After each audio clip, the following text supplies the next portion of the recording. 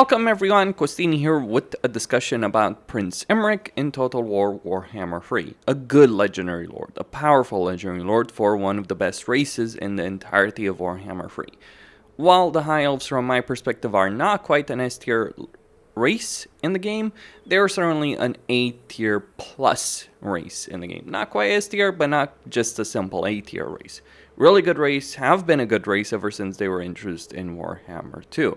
And then you've got Imrik, the guy who's focused on dragons, the guy who has a very unique and powerful playstyle. He can get more nobles than anyone else because he has the Caledor incumbent, which gives him a hero capacity of +3 for nobles that you can get at rank 12, so you are going to be able to run around with 4 nobles from very early on in your campaign, as well as various dragon benefits in his campaign that make him significantly more powerful in that particular playstyle than you might imagine. So Imrik's got power. In fact, he's got such a level of power that he is actually a genuine threat if he does end up developing that power in the course of his campaign. In fact, before the introduction of the Chaos Dwarves with like Draz of Dashin over here, Imrik was one of the main threats of the Badlands. Well, Imrik and Grimgor, of course. But Imrik would potentially end up defeating Queek, taking all of this territory for himself. I have seen AI Imrik do this multiple times. So the power is there. This is not a bad campaign. This is not a bad race. And yet, despite all of this, there is one glaring issue. And it's always been kind of an issue for Imrik ever since he was introduced in Warhammer 2. Though it's certainly become less of an issue with some of the changes in Warhammer 3. See, this is one of the things. This is one of the reasons I consider Warhammer 3 superior to Warhammer 2. In Warhammer 2, Imrik was genuinely painful to play because you couldn't get access to trade, which is actually quite very important as the High Elves, as much of your economy is reliant on trade because you're generating trade resources through the elven trinkets they produce through elven craftsmen all the way to elven fairgrounds. So if you can't trade, then your economy is going to suffer. And all those powerful dragons that you can get access to as Imrik, well, yeah, they're going to cost a lot of money. Also, you're surrounded by foes. The only potential ally that you have next to you in Warhammer 3 is Karak-Azul, who are a minor faction that are generally going to be wiped out by Queek in many, though not all, campaigns. So, some problems with respect to that. Still, when we're talking about the situation of Imrik, it's certainly better in Warhammer 3 than it is in Warhammer 2. The Darklands are a great area of Warhammer 3. So what's the problem? Well, it comes down to one particular objective. And that objective is the Prince's Return, which you don't get on turn 1. Rather, you get it on turn 2. So you have to wait an entire turn to even get this particular objective. And you'll find out why in just a moment, why this is an actual issue that you don't start with this objective from the very beginning of your campaign, among many other problems that do exist with this particular objective. But this is kind of indicative of where Creative Assembly stands on many of the issues that do exist in Warhammer 3. See, it's not necessarily a glaring problem. It's not necessarily the kind of issue that can't be easily fixed. In fact, it could be easily fixed.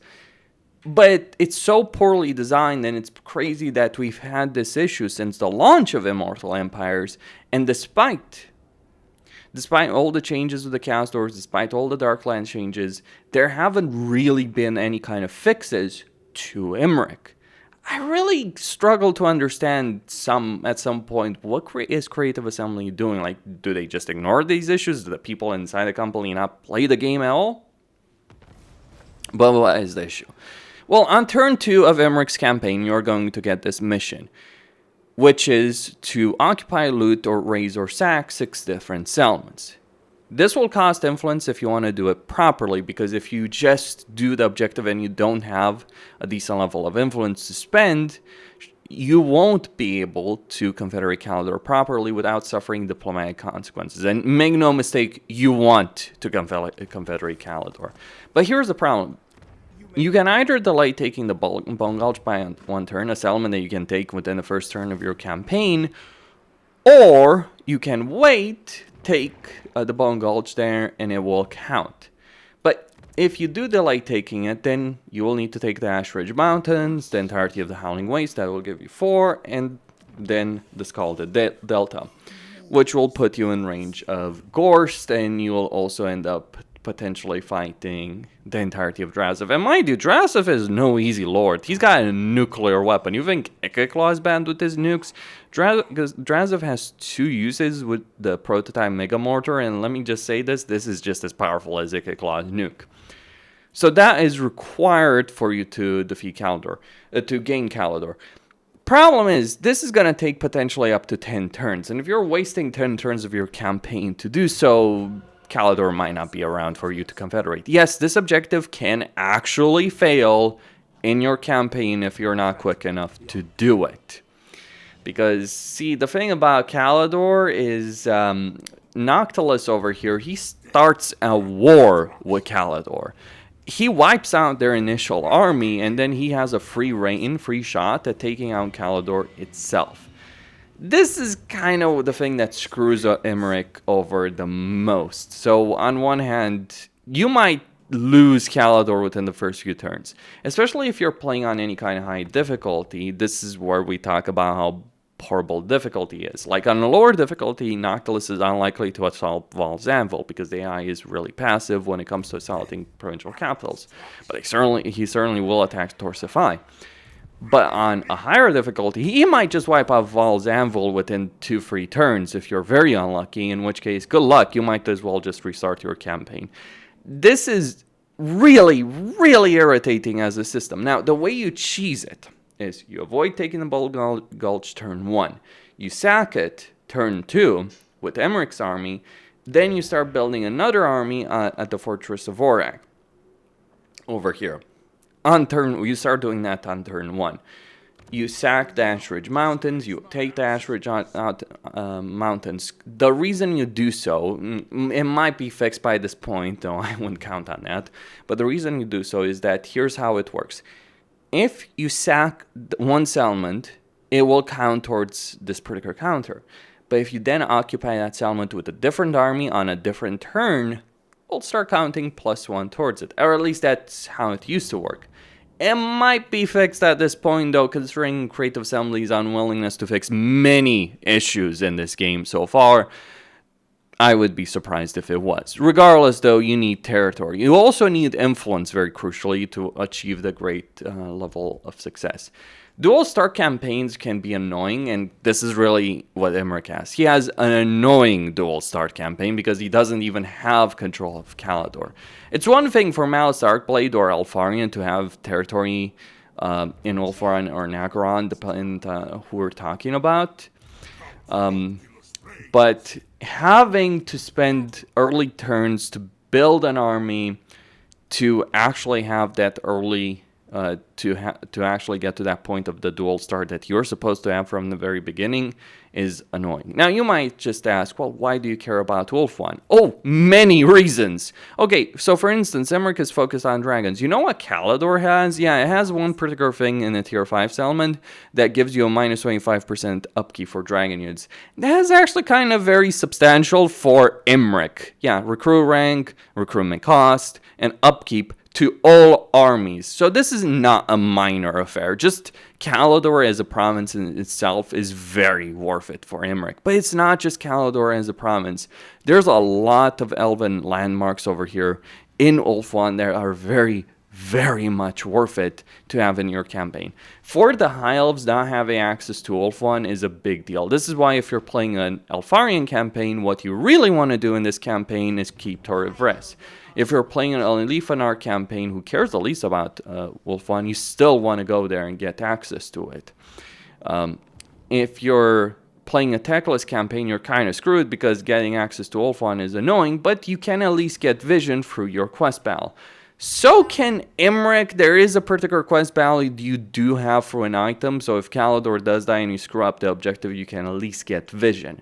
And getting that vision is actually going to be important. Beyond the territory of Ulthuan, what's actually very important when we're talking about Ulthuan itself is having vision over it. The reason that's crucial is, even though right now it's bugged, so you're supposed to gain vision with factions that you trade with. Yeah, that's not working at the moment in the game.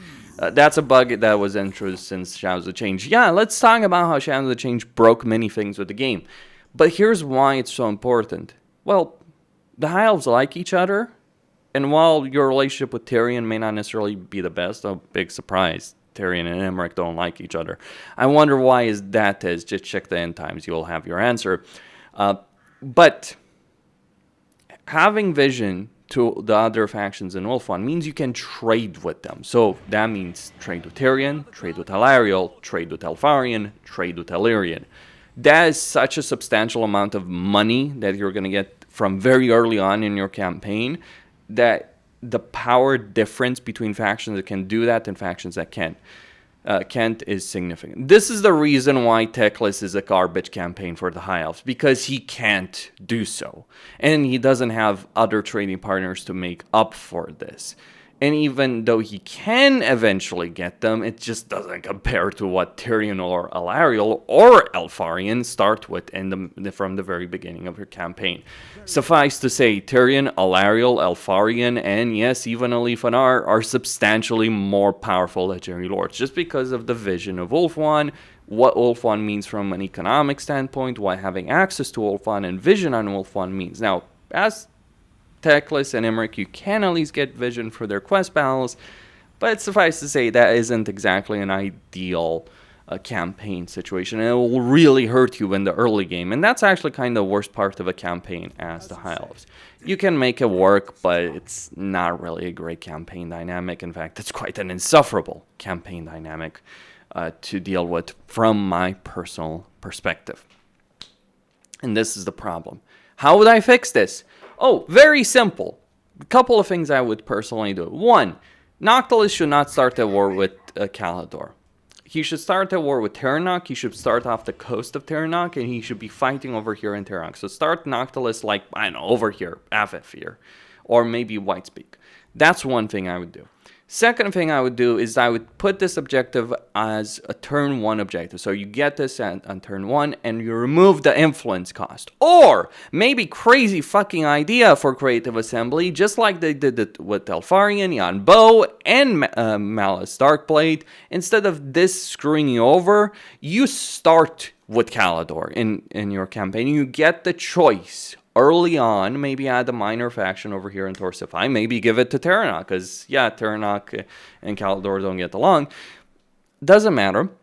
But you start with the secondary army over here. You just start with the settlement. No army whatsoever. And you get to decide if you keep it or not. But that way, at least you would have initial vision with Ulthuan.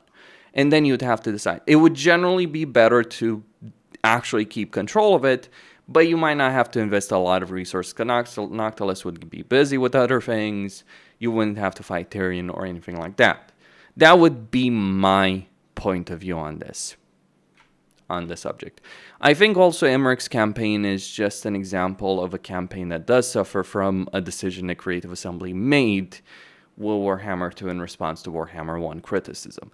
So in Warhammer 1, a lot of people criticized Creative Assembly for putting all the legendary lords together. So Ungrim and Thorgrim started in the same position. For instance, Gelt and Karl Franz, same position, same Volkmar.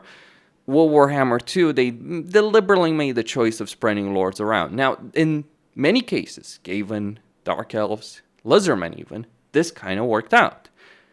It doesn't work out for the High Elves.